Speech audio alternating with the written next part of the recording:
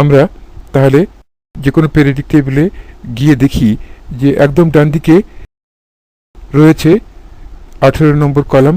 সেখানে রয়েছে প্রথমে রয়েছে হিলিয়াম, তার নিচে রয়েছে নিয়ন। নিয়নের প্রোটন নাম্বার হচ্ছে 10, আর তার আগে রয়েছে ফ্লোরিন। ফ্লোরিনের প্রোটন নাম্বার হচ্ছে 9। এটি হ্যালোজেনের মধ্যে এর রেডিয়াস সবচেয়ে ছোট, কারণ এটিতে কটি শেল রয়েছে? 2টি শেল রয়েছে।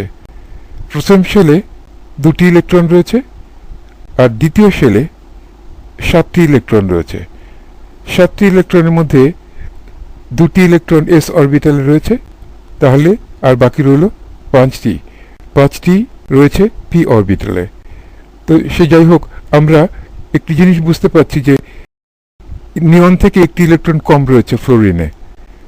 তারপরে নিয়নের নিচে রয়েছে আর্গন।